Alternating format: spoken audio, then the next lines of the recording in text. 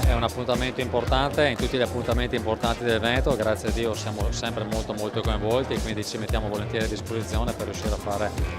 quel grosso lavoro di assistenza di cui c'è spesso bisogno in questi eventi. Se è vero, e lo è, insomma, che siamo la figura che si occupa di illustrare, di raccontare un vino, un territorio,